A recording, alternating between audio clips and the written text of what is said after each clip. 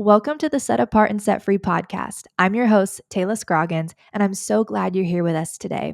Whether you're at home, in the car, wherever you may be, I hope this message speaks to your heart and inspires you to step into the calling that God has for you. All right, you guys, welcome back to the channel. I am so excited for today's interview. I've got my friend Billy Hallowell. Billy, welcome to the podcast. It's an honor to have you here today. Well, thanks for having me. It's so exciting. Over the years, I've interviewed you a number of times, and now the tables have turned. So this is fun. I know, it is so fun. Okay, so let's start here. Why this film and why now? What made this a story that had to be told?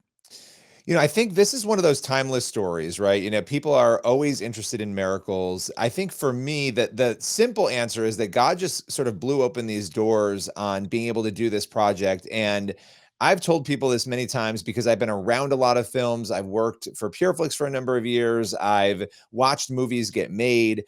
And I always joke it's a miracle to get a movie made, because there's so much that goes into it, the time, the money, the effort. And this project was a passion project. Christian Broadcasting Network. I work for Christian Broadcasting Network, full time, and we have a films division. And we were just talking about different ideas. And this idea really came out of a discussion about evil and sort of looking at evil, maybe looking at angels and demons and the supernatural realm. And so as we were talking about that, we basically settled on doing a 3-part TV show, and we were going to do 3 30-minute episodes, one on miracles, one on angels and demons, and one on heaven and hell. And as soon as that was greenlit and decided, we went out and started filming the miracles portion. And I will tell you, we immediately realized that we could not tell that story in a half an hour, that it had to be a feature-length film in order to really do miracles justice. So we were just really passionate, honestly, to bring this project to other people and inspire them. But I will tell you, it was probably the most challenging and inspiring project for me personally. And it really changed a lot of the ways that I look at miracles and healings. And so that was pretty amazing personally. Wow, that is amazing. Can you dive a little deeper into that? Why was it so transformative for you? What was it like to encounter and see these miracles firsthand where you're not watching it through a screen? These are people you're sitting down with and you're interviewing and they're looking you in the eyes. And when we see stuff online, we can say, oh, that's fake, that's not real. But you're sitting there with that person whose life has been changed. What was that like? Yeah, I love that. I love that question because, I've been a Christian my whole life and I've always believed in miracles. I've always thought they were true and real, but I also am a natural skeptic, not in terms of, obviously, I believe in Jesus and I don't doubt any of that. But when I hear a story, I say, okay, well, is this true? Prove it to me. And so taking that into this project, I realized a lot of things about myself. Really, that I had relied a little too heavily on being a journalist or being able to sort of, when you're a journalist, you can kind of pull back, right? And you can say, like, oh, that's great for you. I'm glad you had that happen, but I'm going to sort of stand back here and watch it and report on it and talk about it. And so I realized that I had this head knowledge and this head belief about miracles that maybe hadn't really gone into my heart in the way that it needed to. And so sitting across from these people, I mean, just so people understand, investigating the supernatural miracles, this film, we spent a lot of time researching, and we picked only 3 to 4 stories that we really wanted to tell. And we wanted to go deep and provide reenactments, but these were stories we had researched and felt very, very strongly that they were compelling, that something had happened to these people that needed to be investigated and looked at. And from a Christian perspective, their claims, they appeared to be very true. So once we were sitting across from those people and hearing not only the story, but the raw emotion of what those transformed healings did for them, it actually transformed me. And so, I thought we were going to leave this project and be like, here's a great documentary, which it is, that will inspire people, and it will.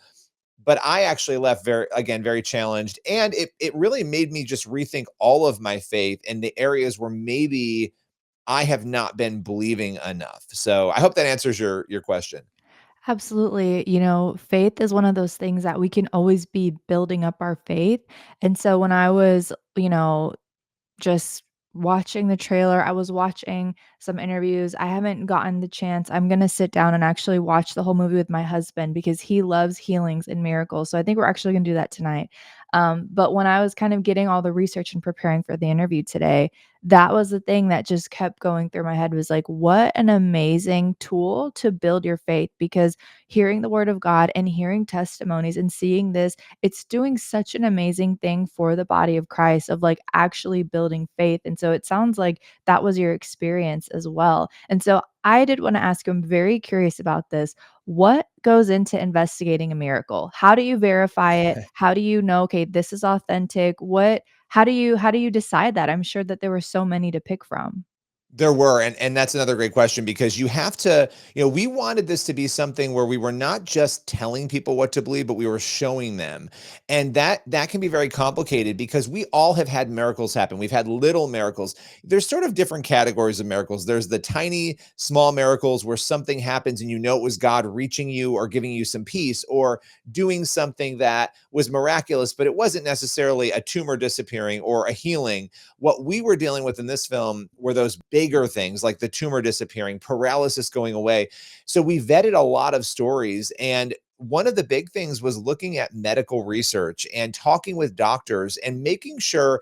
And the reason we wanted to do that was so that, look, there are three different categories of people, and I'm going to probably oversimplify, but let's just go through these categories. Christians who believe in miracles. You then have atheists, agnostics, and people who really don't, and they're not really sure, or they don't care, or they reject them. Then you have this other group in the middle, these Christians who have been conditioned to believe that all the gifts have ceased, that there are no miracles, or that miracles are rare, or that God doesn't behave the way he did, before. And so for those latter two groups, the evidence is really important. I think it's important for all three groups because let's be honest, as Christians who believe in miracles, being able to have evidence that is ironclad, where you feel like, wow, these stories, they're so provable. Can you ever get to 100%? No, but you can get to 98, 99%, right? If you have evidence that somebody, for instance, had paralysis for 10 years and they went to a prayer healing and meeting and they suddenly walk out without a brace and without being paralyzed in half of their body, you have to start asking questions about that, especially when it's documented. So we looked at all sorts of evidence even before we went out to film, and we knew exactly who to talk to.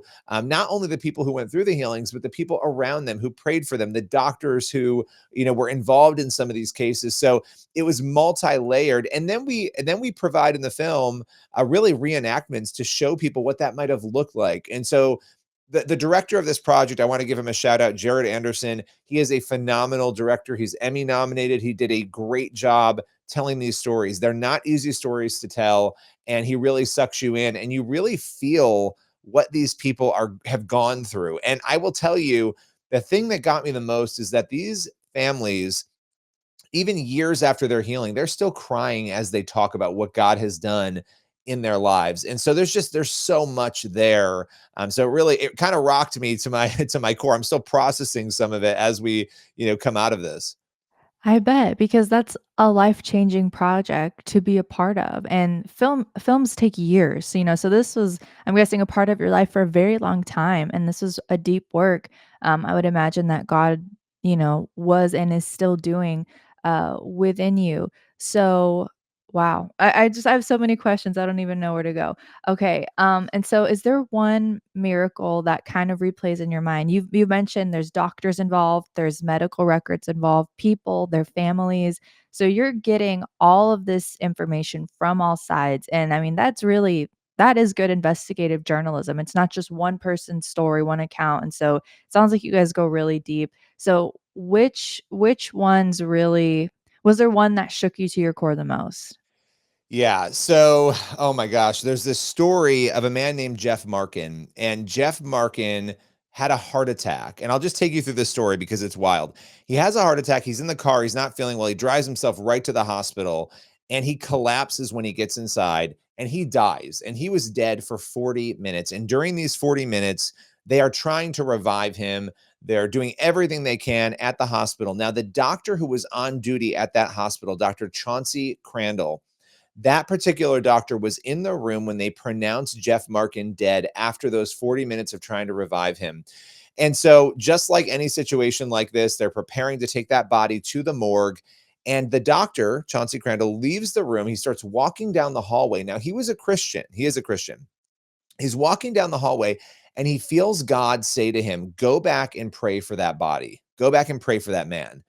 And he's thinking to himself, "Why in the world would I go back and pray for this man who's dead? He just died. I saw the whole thing. They called the death. He's going to the morgue." He gets prompted again by God, "Go back in that room and pray over that body." And so he listens this time, goes back into the room. And of course, you can imagine the medical personnel in this room must have been like, they're getting the body ready for the morgue. Like, what are you doing? He prays over this man, basically, if he didn't know you, Lord, I want to pray for him.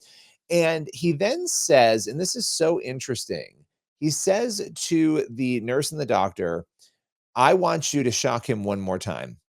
And they say to him, "We can't do that. We've already shocked him for 40 minutes. Even if he came back, we've already tried, we couldn't, he would be brain dead." But they listen because he's persistent. They shock him, and immediately a heartbeat comes back. Okay.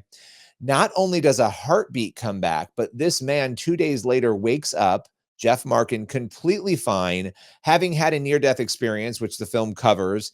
And he ends up coming to faith. And we interviewed him in this film. I will tell you, when I heard that story before we went out to film, I thought, is this real? I mean, we know Lazarus, rose again. We know Jesus raised him from the dead. Is this real? And then finding, sort of triangulating all these conversations with Chauncey Crandall, with this man, with the medical records, you just walk away saying, wow, what if he had not listened to that prompting? What if he had not walked back into that room? It really does make us think about, are we listening to God in the times that we need to? Oh my gosh, and even the faith to even go back, it even takes great faith for the doctor to say, "Shock him one more time," because Yeah. everyone thought like, there's so many layers, but we see something so consistent throughout the scriptures and the miracles of Jesus and the miracles today is that faith, that bold faith, and the Lord loves it, and it's like it's like he loves it and he has no choice, he does, but to just respond to that faith of, oh my gosh, and I remember all the times where Jesus was amazed by people's faith and he healed this person or he raised that person or he did all of these miracles. It tugs on the heartstrings of God and that is unbelievable. I've never seen that happen. I have friends who say they have. I've seen crazy miracles, but I have not seen that. So he was an unbeliever. He had a near death encounter experience when he died and he came back believing in Jesus. Yeah, I mean, he woke up, and Dr. Crandall was there when he woke up, and he said, he was just saying over and over again, I'm so disappointed. I'm so disappointed," because his near death experience was not necessarily a very positive one. And so he was disappointed, and they prayed together, and he became a believer. And so, it's interesting when you look at these stories too, because the one thing, and this struck me once we finished the film, because to your point, it takes a couple of years, and you get to the end of it.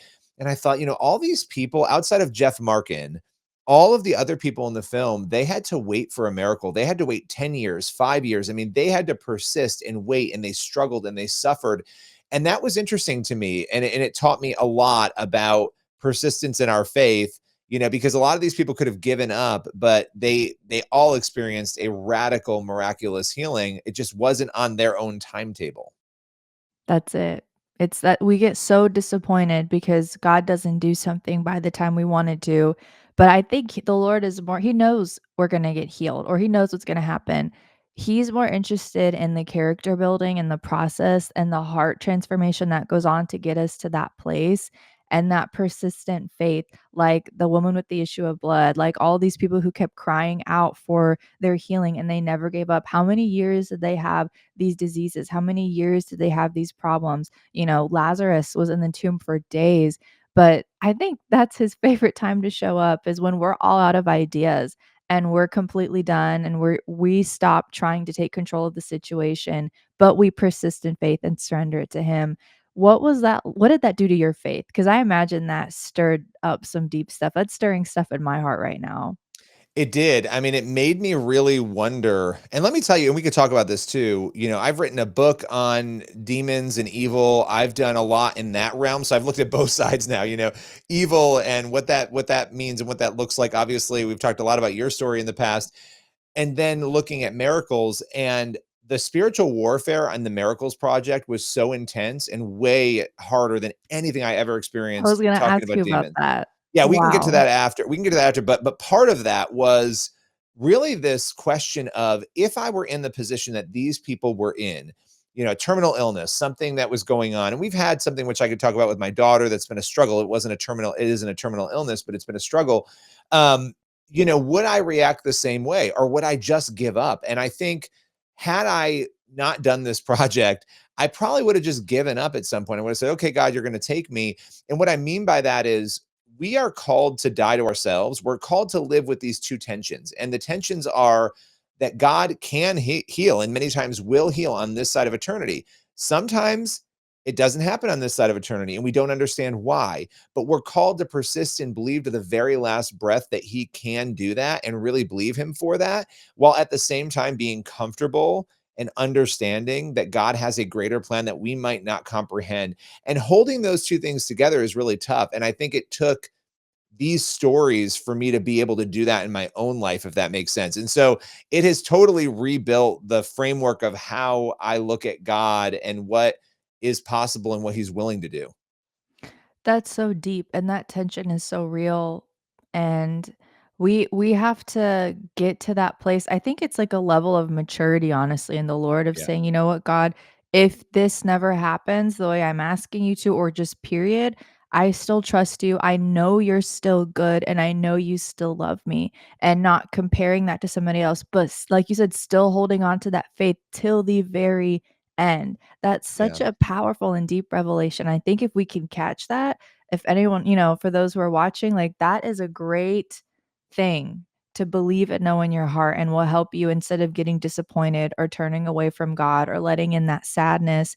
It's just, he's a good father and you trust him until the end. And so yeah, I did want to ask you too, what was the spiritual warfare like making this project? Because the enemy hates miracles, he hates testimonies. He did not want this project to get out and change people's lives. So what was some of the warfare you went through? It was really interesting going through this project, and I've talked about some of it, but not all of it because I'm still processing some of some of that.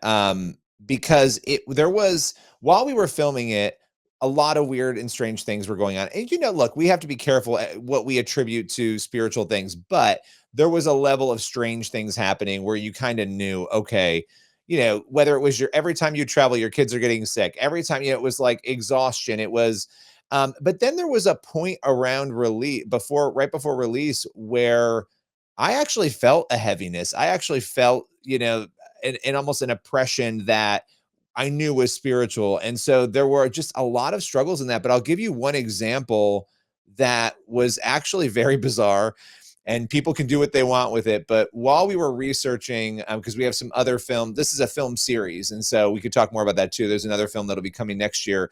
Um, I was doing research and I was reading a book on a psychiatrist who in his investigated possession and has been somebody who's called upon quite a bit. And so this whole entire book was about possession in some of these cases that he's dealt with.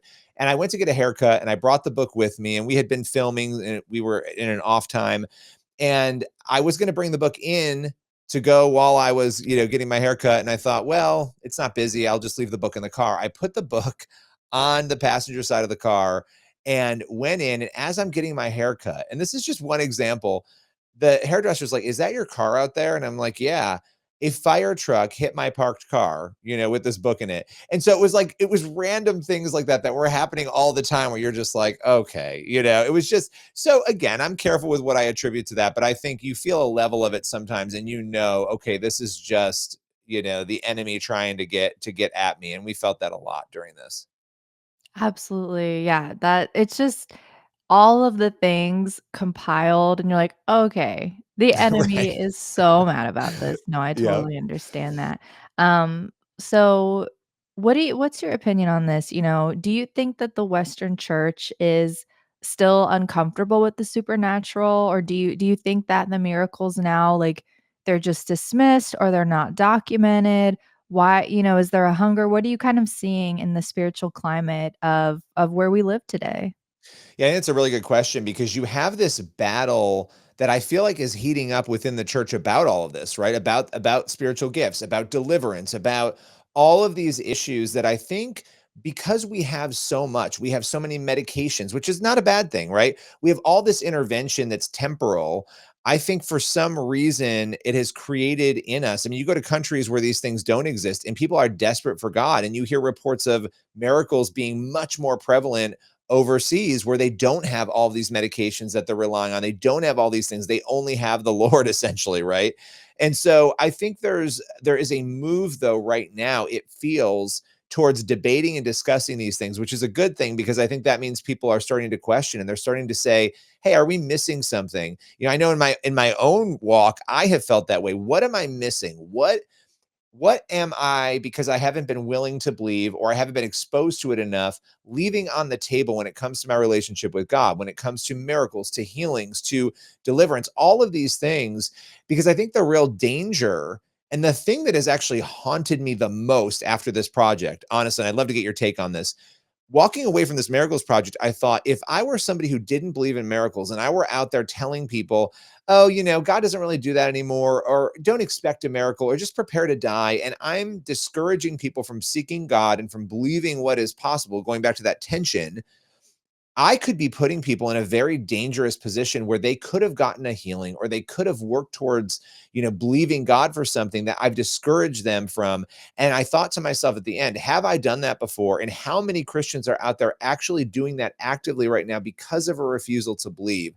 And so when it comes to the climate, I do feel like there's more of an openness right now because we're seeing these mini revivals happen. And the cool thing about miracles in particular and deliverance and all these other things, they point back to evidence for God. If these things are real and they're happening, well, then there's a God, right? And he loves us and there's a plan and he's operational. So there's a lot there, but I'd love to get your take on that too. Absolutely. I think we can expect that from the people in the world, from secular doctors or secular people.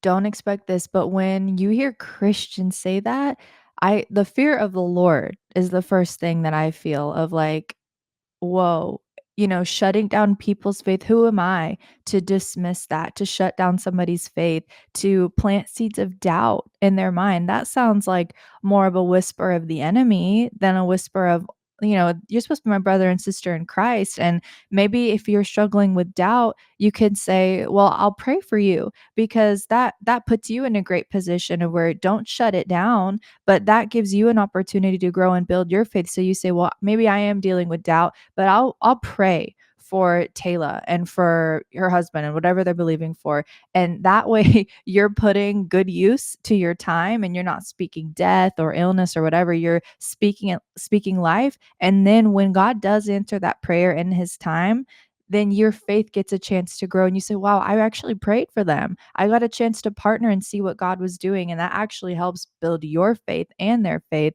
But I don't think we should ever be shutting that down because we're not God. We don't know what he's going to do. We have no idea how he's going to turn that situation around, but we know that he turns all things around for the good of those who love him and are called according to his purpose. So we don't know how God is going to do it, but we know he's going to come through in that situation, whatever that looks like, because he knows and he's perfect.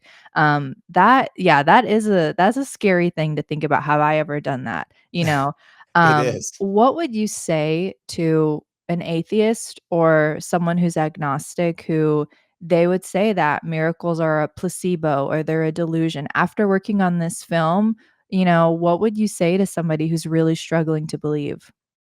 It's so interesting because you think about the fact that you and I are sitting here, we're in totally different locations, we're able to communicate, we're conscious, we have even the human eye is like a computer. It's insane. I mean, all of these complexities around us that are actually everyday miracles that, not just our bodies, but the world around us, the flowers, the trees, all of these things that because we're so used to seeing, we act as though it's just normal. Well, what do you mean it's normal? We're floating around on this planet in the middle of a universe. I mean, it's actually all miraculous and wild when you think about it. And yet, atheists and agnostics don't see it that way. I think when it comes to these stories in particular, my question to them, and I've heard no good answers from really anybody. I have not had any interactions where people have been able to explain these things.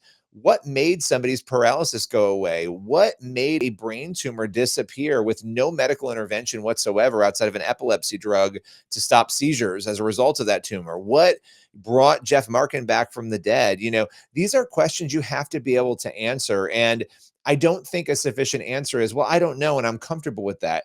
We need to get as close as we can to an answer. And I think when you are a factual person who looks at truth and looks at what is happening and the details on the ground, something is happening otherworldly that we cannot explain. So at the very least, I would challenge people to think a little bit deeper and give me an answer. Go to my website, billyhallowell.com, send me a note. I'd love to hear if you don't believe, or if you have a miracle story that you want to share with me. I've been telling people to, reach out to me. We've been collecting amazing miracle stories from other people around the country. But yeah, I would pose that question. What exactly do you think is going on in these stories if it's not God? That's amazing. That's amazing. I wanna share a miracle story while we're on that. I went to Tijuana, Mexico for a mission trip back in 2018. We landed, the spiritual warfare hit, nothing happened to me. All of a sudden, we landed in Mexico and I couldn't move my neck. I have no back problems, no, I was completely healthy. I was like 19, 20, and I could not move my head more than this much, and I had searing pain all up my back, my neck, my shoulders, everything like that. And for like 2 days, I couldn't, like, move, I couldn't look out the window of the car when we were I couldn't minister, I couldn't do anything. We were in Mexico, so I didn't have a doctor, nothing. Wow. And we finally went to a church service with the group we were with. We went to the church, and I had one of the pastors and one of my friends pray for me, and they laid hands on my head and on my neck, and this was the most radical physical healing I've ever experienced. I've prayed for people and seen miracles, but this happened to me, and it felt like hot oil, anointing oil from heaven started flowing from the top of my head down, and all of the pain immediately left. Every joint, every muscle, everything immediately loosened, and I had no pain anywhere in my body, and it just completely left. And they just prayed that the Lord would touch and heal my neck because it was spiritual warfare. Because, when you do films and you go on mission trips, when you're doing these things for the Lord, the enemy will usually hit the hardest to stop you from the work that you're supposed to be doing there. And so I've experienced even supernatural healing and miracles. And so, if that's you today and you need a healing in your body, don't lose faith. Take this as your sign from the Lord to keep pressing in, go to the services, keep showing up, even if it doesn't happen the first, the second, the third time. And I'm curious, in the documentary, how long were some of these people contending before the Lord? Yeah, I mean, one man, he was a police officer from New Jersey, and he was just on patrol, and he fell on the ice and broke his neck, and it was supposed to be a very, quick recovery. It was not. He was paralyzed on half of his body for 10 years. And I think it's important to note this because there are people out there watching or listening who have been going through illnesses for a long time, and they're believing, they're hoping. They went to every prayer event imaginable. And this is interesting because it goes back to what we were saying. Like, what is God teaching you in the process of seeking him and pushing for that miracle? It got to the point where he said to his wife, I don't want to go to any more prayer events. I don't want to be touched. I don't want to be prayed over. And the wife said, let's just go to one more. Let's go to one more event. Please, my birthday's coming up, and you could give it, it could be my gift, let's just go. And so they go to this last event, and it was at that event that he was called, that he walked up, was prayed over, and the paralysis went away. His hand opened up for the first time in 10 years, and he walked out without his brace and has never needed it again. So Oh. we just don't know. We just don't know what it's going to take. But it was 10 years for him, 5 years for another one. So none of them had a quick healing, actually, which was interesting. Somebody's faith is rising right now hearing that, because people just show up one time and they think, "Well, God doesn't see me and God doesn't love me." Yeah. Keep showing up. Gosh, that is just such a that's even just like honey to my soul right now of like people I've been praying for and believing for. It's like never give up on them. You never know when God is going to come through. Wow. Well, thank you so much. This is such an incredible interview, such powerful stuff being said. Is there anything you want to close out? Anything maybe you want to challenge people? Why should they go and see this film? Why is this so important right now? Yeah, no, I love that. And people can go to cbn.com/supernatural and they can stream and they can watch. I think this is important right now because we are in a moment where you're watching college campuses erupt with kids showing up, young people showing up to hear the gospel. They're interested, they're hungry. And you know this very well, the rise of the new age and that thirst that people have. One of the things driving that, it's not a good development, obviously, but one of the things driving it is this recognition that people have been lied to, that young people in particular have been told you can make up your own morals and values, you can choose to believe and think whatever you want, and it can be your truth and my truth. And I think what we're experiencing is that that lie, everyone's realizing that wasn't true. And as they realize that, they're looking for something bigger than themselves somewhere out there. And so this is a great tool to bring people to actually find the real truth of the Lord and sort of point people there. And I think it's happening at a moment where people need and want that evidence, right? I mean, you think about it, you go, you accept Christ, you want to see that evidence play out. And I think miracles are a perfect way to show people how God works still today. That's amazing, and that's so true. And I think you said earlier in the interview too that, like, you even saw a miracle happen with your own daughter, right? Yeah, I mean, I'm happy to share that before we go. I Yeah, think, yeah. when my daughter is 9 years old, when she just turned 6, so about 3 years ago, she was having a routine physical and they were looking at her spine, because my older daughter had her scoliosis check, and they immediately said, "You need to get to a specialist. Something does not look right here." And, yeah, she was young, so we were like, "That's weird. They don't normally diagnose scoliosis this young." When we got her to a surgeon, he was like, "She's at 34 degrees already. And so, had you not come, who knows? Every time you grow, scoliosis worsens. If you cross 50 degrees, you become surgical, and need to have surgical intervention, which would be a very dangerous thing to do for a kid that age because of growth and all of that." So, we immediately went from here's this normal kid doing normal things to being in a brace, 16 to 21 hours a day, a full torso brace, to having to kind of like center our life around all of this. It was very shocking and very crazy. And while we were preparing for release of this film, she was actually, her back has improved so much. We literally have prayed over her back. We have experienced a miracle as we've been going through this. Scoliosis is barely detectable right now in her back, so much so Wow. that they took her out of her brace. So we're monitoring her. She has an appointment coming up in a few days, and they'll do some scans to see if her spine is holding. But it was just this incredible moment of realizing, I mean, it's not very typical to go from 34 degrees to almost nothing in just a couple of years. So it's been pretty amazing watching God work through that and teach her and us a lot of lessons along the way. That's amazing and so beautiful, the timing of God to walk you through your own personal miracle with your baby and working on this project, and we just believe and stand in faith that she will be completely healed in the name of Jesus. Like, let's lift up, your daughter in prayer and believe till the end. If you're watching right now, like, let's pray and agree. Well, thank you so much for taking the time out of your schedule, for coming on the Set Apart and Set Free podcast, for sharing these incredible stories with us. You guys, I'm gonna put a link, because there's a link to watch the film, correct? I'm Yep. gonna Yeah. cbn.com/supernatural. I'm Yep. gonna put that link in the description for you guys so you can find it quick, go and watch the movie because this is something you need to watch. I can't stress this enough of, there's miracles in the Bible and they didn't stop in the Bible. They still happen today. God is still the same God of, back in the Bible times today, the same yesterday, today, and forever. And so if you've never seen any miracles, maybe there's none in your church, don't let that stop you from hearing about the good news of what God is doing all over the world. So go and watch this documentary. It's going to change your life. I already know it. My life and my faith has already been stirred up just by sitting down with Billy here and talking about this. And so if you guys have any questions, leave them in the comments. What did you think about the trailer? Let me know. Where are you going to watch it from? And also let us know what country or what city or what state you're going to watch this movie from, because I think it's so cool to see where everybody is from and where they're streaming this.